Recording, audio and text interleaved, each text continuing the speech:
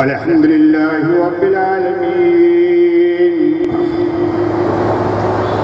الصلاة والسلام على رسوله الكريم.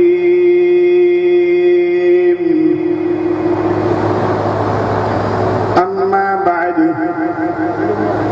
فأعوذ بالله من الشيطان الرجيم. بسم الله الرحمن الرحيم.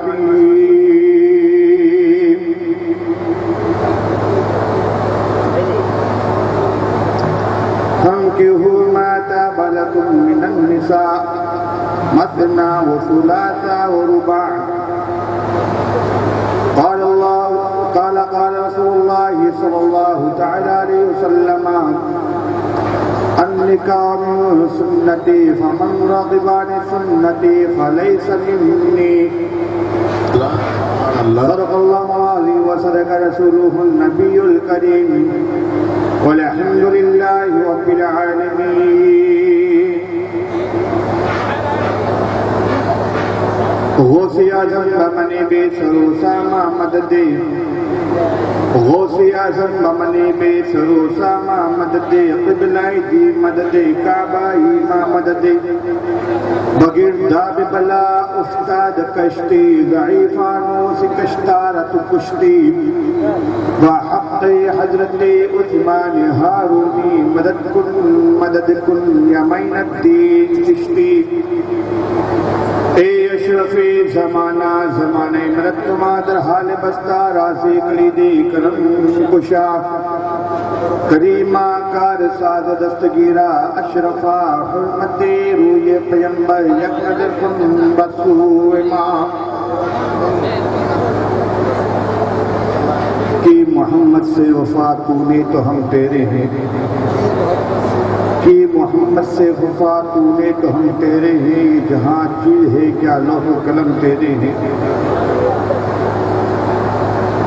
حضرات گرامی، کچھ عرض معروف سے پیشتر کچھ کہنے اور سننے سے پہلے میں بہتر ہی نہیں بلکہ ضروری و لازمی سمجھتا ہوں کہ ہم اور آپ مل کر شہنشاہ ذی وقار، نائب پروردگار، گلشن ہستی کی اولین فصل بہار، انیس الغریبین، رحمت للعالمین، مراد المشتاقین، جان العالمین، طٰہٰ و یاسین، حضور احمد مجتبیٰ محمد مصطفیٰ صلی اللہ تعالیٰ علیہ وسلم کی بارگاہ بکثرت میں اپنی غلامی کا ثبوت دیتے ہوئے اس عقیدت و محبت کے ساتھ، اس عقیدے کے ساتھ کہ ہمارے سرکار ہمارے درود کو سنتے ہیں، اس عقیدے کے ساتھ درود پاک پڑھنے کی سعادتیں حاصل کرے. اپنے بلند آواز سے اللہم صل علی سیدنا و مولانا محمد معدن الجود وعلی آلہ و صحابہ اجمعین. صلی علیہ وسلم علیکہ یا رسول اللہ، صلاۃ و سلام علیکہ یا حبیب اللہ صلی اللہ تعالیٰ علیہ وسلم. انسان اس خاکدان گیتی پہ جب پیدا ہوتا ہے تو روتے ہوئے آتا ہے،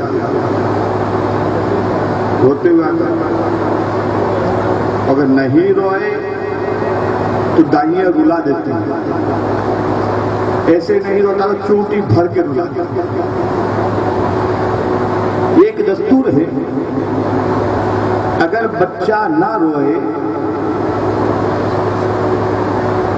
تو لوگ اسے جیوت ہونے میں اندیشہ کرتے ہیں کہ ایسا تو نہ ہو کہ یہ مردہ ہو. بچہ بھلے ہی 2 دن کا ہے لیکن ہمارے بولنے پر اگر وہ آنکھ نہ کھولے تو اس کے بہرا ہونے میں شک کرتے ہیں. اسی کو شیخ سعدی رحمت اللہ علیہ فرماتے ہیں: چیدانی وقت زادنے چیدانی وقت زادنے تو گریا و ہما خندہ. کیا تو جانتا ہے کہ جب تو پیدا ہوا تھا اس وقت تو ہو رہا تھا اور سب ہنس رہے تھے. ہنس رہے تھے. بچہ جب پیدا ہوتا ہے پورے پریوار میں اتنی خوشیاں ہوتی ہے کہ گلی گلی میں لڈو بنائے جائے. باپ لے لو تو مسکراتا نظر آئے، ساری درد بھول جائے، دادی لے لو تو الگ خوشیاں مناتی نظر آئے، دادا ہے تو پوری میٹنگوں کے اندر چرچا کرتا نظر آئے، ہر طرف خوشی کا ماحول ہو جائے۔ بچہ جب آئے دنیا میں تو وہ بچہ روتا ہے، سب ہنستے ہیں۔ اب جب بچہ پیدا ہوا اس وقت ماں باپ کے ذہن میں کچھ باتیں آتی ہیں۔ آج بچہ پیدا ہوا ہے، کل اس کا رشتہ کرنا پڑے گا۔ یہ پیدا ہوتے ہی بچہ، بہت سارے ہمارے ایسے بزرگ ہیں جو یا نوجوان نسل مان لیں کہ بچہ ماں کے شکم میں پہنچتے ہی پھر لائق ہو جائے گا۔ لڑکی ہوئی تو کہاں دوں گا، لڑکا ہوا تو لڑکی کہاں سے لانی ہے، یہ ذہن میں ہمارے ہمیشہ گھومتا رہتا ہے۔ تو جب بچہ جب پیدا ہو گیا، پتہ چلا لڑکی ہے تو الگ فکر لائی، لڑکا ہے تو الگ فکر لائی، پڑھانا لکھانا ہر طرح کی پرورش کرتا ہے بندہ مومن۔ آدمی انسان اپنا فرض ادا کرتا ہے، ہر کام اس کی تعلیم و تربیت سے لے کر شادی بیاہ تک اپنا فرض سمجھ کر اسے ادا کرتا ہے،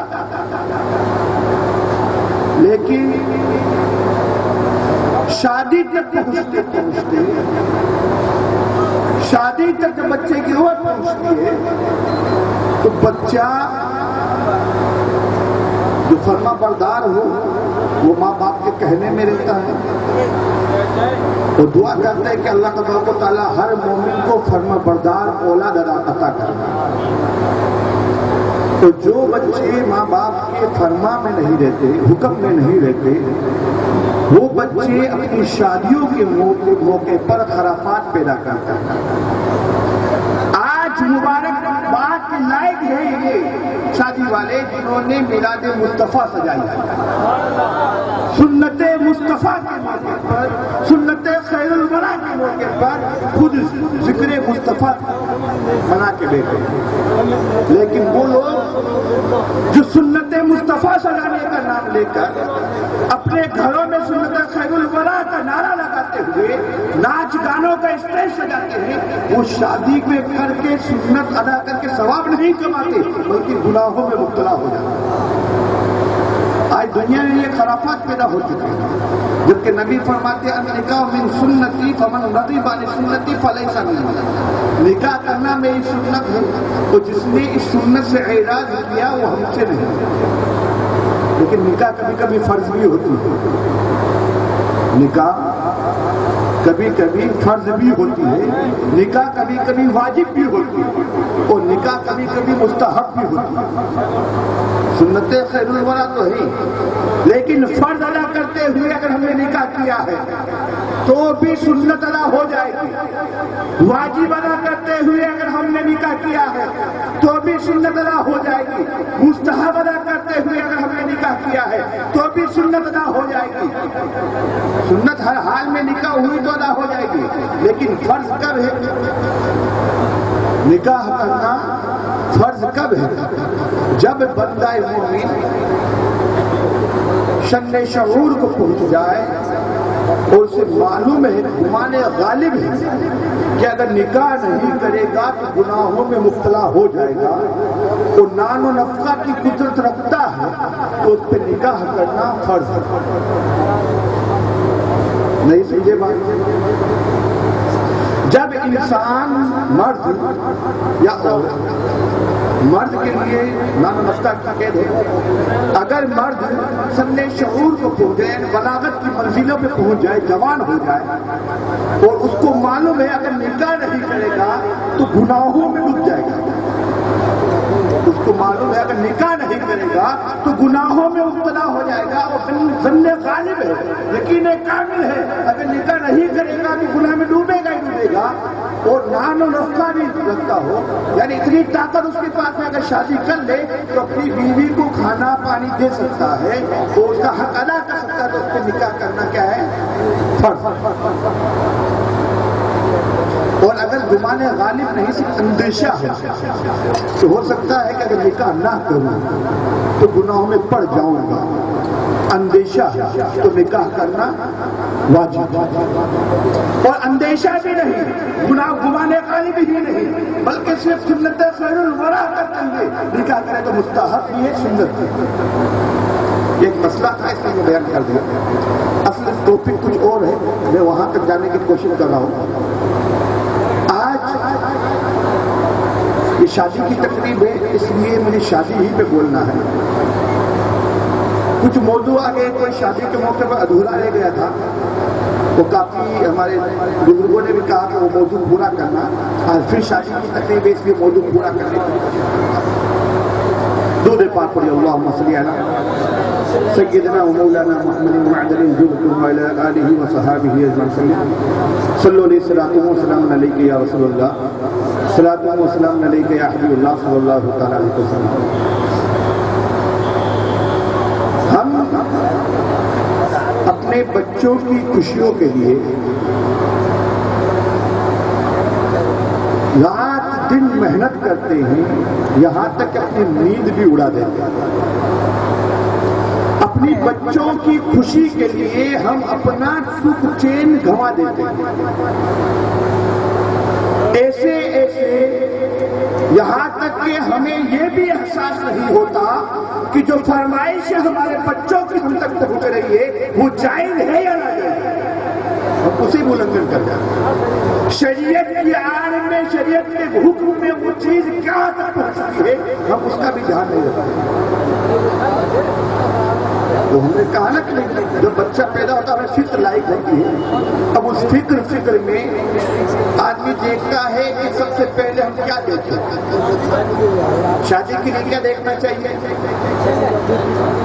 سب سے پہلے دین دیکھنا چاہیے، شریعت کے حکم سے خوبصورتی، دین سب چیزیں ہیں، لیکن مال و اسباب کا جو مرتبہ سب کے بعد میں ہے، مال و اسباب کا مرتبہ سب کے بعد میں آیا، لیکن ہم کیا کرتے ہیں؟ سب سے پہلے مال دیکھتے ہیں، بلڈنگ کتنی بڑی ہے، کیا دیکھتے ہیں؟ لڑکی والے لڑکا تلاش کرنے جاتے ہیں تو سب سے پہلے جس چیز کو نظر میں رکھتے ہیں وہ نظر یہ ہوتی ہے کہ جس گھر میں ہم بچہ دیکھنے جا رہے ہیں اس بچے کی پراپرٹی کا،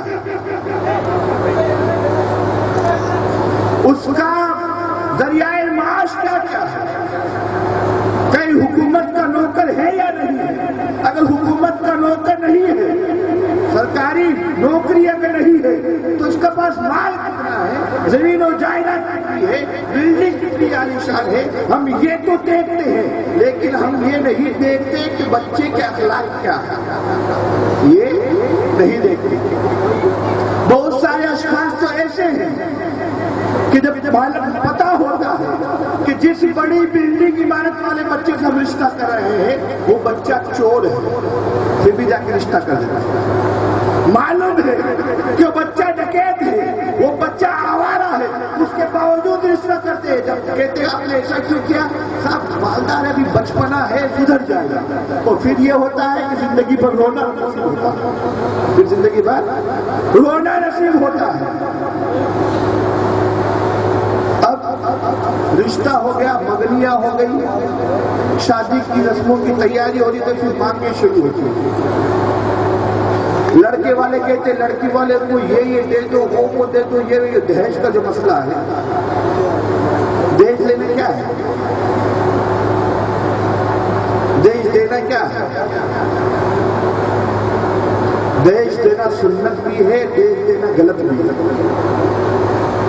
دہیج دینا سنت بھی ہے، دہیج دینا غلط بھی ہے۔ اور مولانا یہ کون سا مسئلہ بیان کر رہا ہے؟ دہیج دینا سنت کس وقت ہے اسے دیکھو، دہیج دینا غلط کس وقت ہے اسے دیکھو۔ ہم اعتراض کرتے ہیں، مولانا تقریر کرتے ہیں دہیج مت دو، دہیج کے خلاف نعرے لگایا، ان سے کیا بات کرو؟ سرکار نے حضرت فاطمہ کو دہیج دیا، کیا کہتے ہیں؟ سرکار نے حضرت فاطمہ کو دہیج دیا ہے۔ مجھ سے کسی نے کہہ دیا تھا کہ حضرت کیا بات کرو حضرت فاطمہ کو دہیج دیا گیا، سرکار نے خود نے دہیج دیا، لیکن سرکار کی صاحبزادیاں کتنی تھی؟ سرکار کے صاحبزادیاں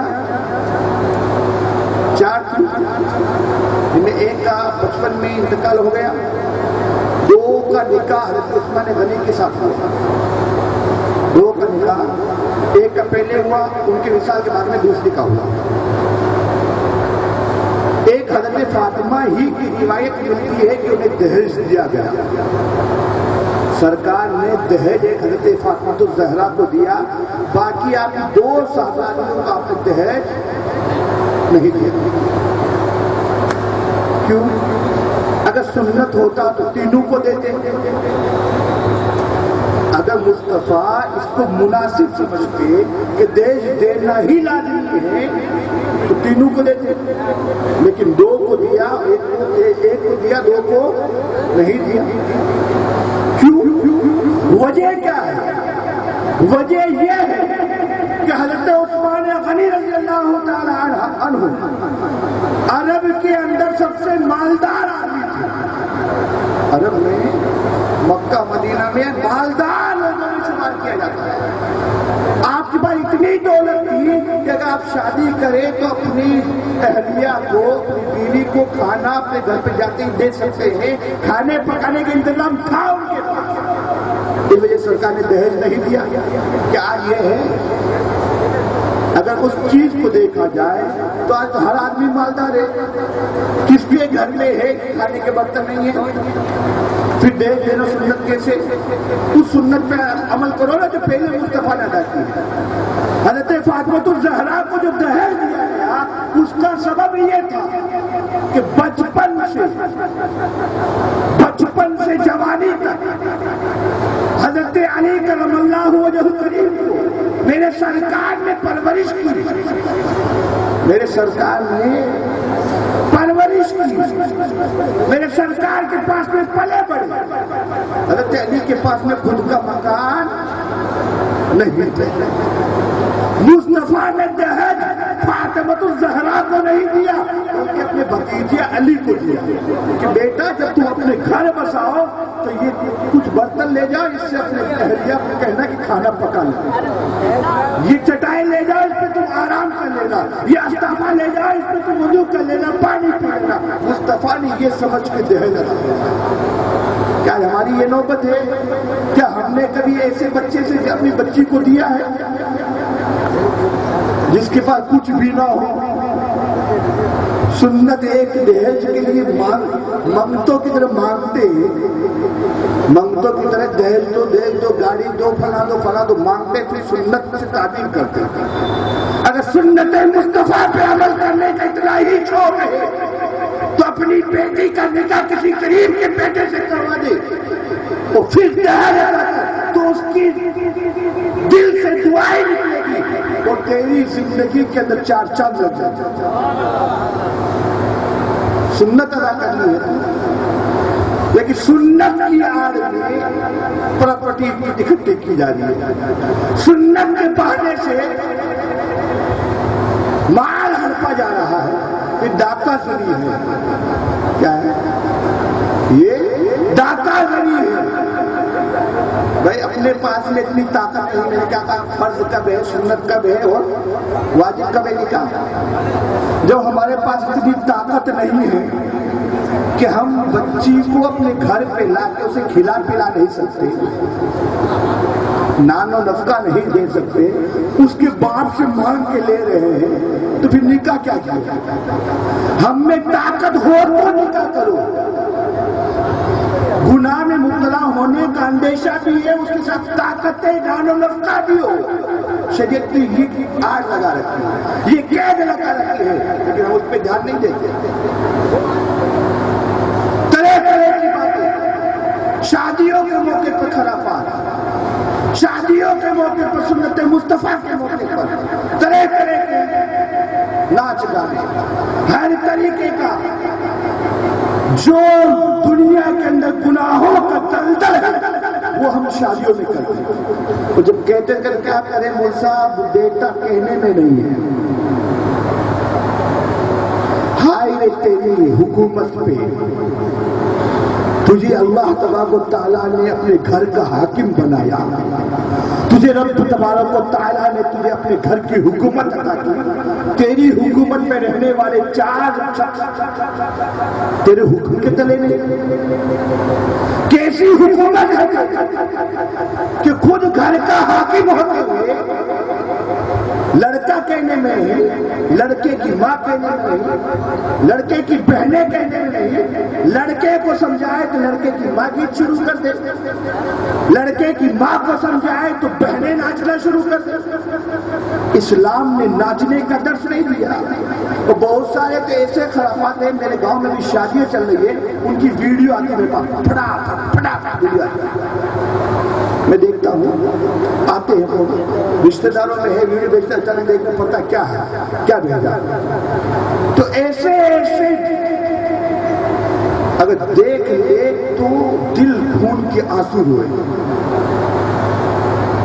جوان بیٹی اپنا ادرنگا جسم کے ساتھ ڈانس کر رہی ہے اور باپ بڑے مزے سے بیٹھ کے تالیاں بجا رہے ہیں۔ ہائے اسلام تیرے چاہنے والے نہ رہے، ہائے اسلام تیرے چاہنے والے نہ رہے، جس کا ناتی چاند ہو تیرے حالے نہ رہے۔ اسلام کے ماننے والے جن کے چہروں پہ نورانیت سجی ہوئی وہ بیٹھ کے تالے پیٹ رہے۔ کیسا ماحول ہے؟ کہاں تک ڈوبے گی ہماری یہ دنیا؟ کہاں تک غرق ہو گیا؟ آج اسلام کے نام پر یہ بدنما دبے لگنے کی وجہ سے اسلام کو بدنام کیا جا رہا ہے۔ یہ تو وہ ٹائم تھا کہ ہماری ماں اور بہنوں کی عفت کی قسمیں دنیا کھایا کرتی تھی، آج ہماری ماں اور بہنوں کا پردہ چاک کیا جا رہا ہے، آج ہماری ماں اور بہنوں کو بے عزت کیا جا رہا ہے۔ اس کے ذمہ دار کون ہے؟ ہم خود ذمہ دار ہیں۔ آج اگر ہماری کسی بیٹی کی بھی عزت لوٹی جا رہی ہے، اس کے ذمہ دار اس کے ماں باپ ہے۔ کڑوا لگے تو چھو لگے، الحق کو مر حدیث پاک کا جملہ ہے، حق کڑوا ہوتا ہے۔ آج اگر ہماری ماں اور بہنوں کی عزت کے اوپر آ جا رہا ہے تو اس کی ذمہ دار سب سے پہلے ماں اور باپ ہے۔ سب سے پہلی ذمہ دار جو ہے وہ بیٹی کی عزت ماں ہے۔ تو سب سے پہلا جو مدرسہ ہے وہ ماں کی گود ہے۔ بچوں کے لیے سب سے پہلا مدرسہ وہ ماں کی گود ہے۔ اگر ماں اپنی بیٹی کو بچپنے سے اسلام کی تہذیب و تمدن سکھاتی تو بیٹی غلط راستہ نہیں اپناتی۔ بیٹی اپنے کپڑوں کی حفاظت کرتی تو دنیا کی طاقت رہتی کہ پردے میں رہنے والی ایک باپردہ خاتون کو دنیا کی غلط نظر دیکھ لے۔ یہ حکومت، یہ ہماری غلط نظر کی طاقت نہیں ہے، یہی تو حکم سے کیا ہے کہ وہ اپنی بیٹیوں کو پردے میں رکھو تاکہ ہماری عزت کی حفاظت ہو جائے۔ لیکن ہم وہ نہیں کر رہے، ہم خود دوشی ہیں اس کے، ہم قصوروار خود ہیں اس کے، ہم خود ذمہ دار ہیں۔ پھر دنیا کو کہنے دیتے ہیں، حکومت پر اعتراض کرتے ہیں کہ ہماری حکومت نادان ہے۔ حکومت نادان نہیں، نادانیاں ہماری ہے جس کا خامیازہ ہمیں خود کو بھگتنا پڑا ہے۔ کیونکہ میں نے ایک روایت میں پڑھا تھا سمجھ بھائی کہ جب قوم نافرمان ہو جاتی ہے، جب قوم نافرمان ہو جاتی ہے تو اس پہ ظالم حاکم مسلط کر دیا جاتا ہے، اس پہ ظالم حاکم مسلط کر دیا جاتا ہے۔ جو آج ہم پہ حکومت آج بنی ہے یہ بھی ہماری نافرمانیوں کی بدولت ہے، یہ بھی ہماری نافرمانیوں کی بدولت ہے کہ ہم پہ ظلم و ستم ہو رہا ہے۔ اگر ہم نافرمان نہ ہوتے سنت مصطفیٰ کے موقع پر مصطفیٰ کو راضی کرنے کے لیے، سنت خیر المغرب کے موقع پر خود خدا کو راضی کرنے کے لیے اس کا اور اس کی محبوب کا ذکر کیا ہے تو آج ہمیں یہ نوبت دیکھنے کو نہیں آتی کہ ویڈیو کے اوپر ہماری بیٹیوں کی ننگی تصویریں جاتی ہوئی نظر نہیں آتی۔ آج ہماری حکومتیں ہماری قدر و منزلت کرتی ہوئی نظر آتی، بلکہ جس طرح پہلے کے دور میں ہماری ماں بہنوں کی عفت کی قسمیں کھایا جاتی تھی، ہماری ایمانداریوں کی مثالیں دی جاتی تھی، وہ مثالیں آج بھی دی جاتی۔ آج ہمیں غلط نظر سے نہیں دیکھا جاتا، وقت کی قلت ہے، قاری صاحب قبلہ بھی تشریف لے آئے، نعت کا بیان، نعت آپ کے پروگرام سننے، پھر ہمارے مہمان خصوصی جو ہمارے مکرانہ سے آئے ہیں ان کا بیان بھی آپ کو سننا ہے، ہمارے خطیب امام بھی ابھی جلوہ گر ہے۔ تو میں دعا کرتا ہوں اللہ تبارک و تعالیٰ جو بیان ہوا ہے اس میں اگر کوئی خطا غلطی عمدن یا سہوا واقع ہوئی ہو تو میں توبہ کرتا ہوں، استغفر اللہ ربی من کل ذنب واتوب الیہ، اشہد ان لا الہ الا اللہ واشہد ان محمد عبدہ ورسولہ۔ اور دعا ہے کہ اللہ تبارک و تعالیٰ ہمیں کہی باتوں میں، مختصر کہی باتوں میں اسے حق سمجھ کر اس پہ عمل کرنے کی توفیق عطا فرمائے۔ وآخر دعوانا الحمدللہ، السلام علیکم ورحمۃ اللہ وبرکاتہ۔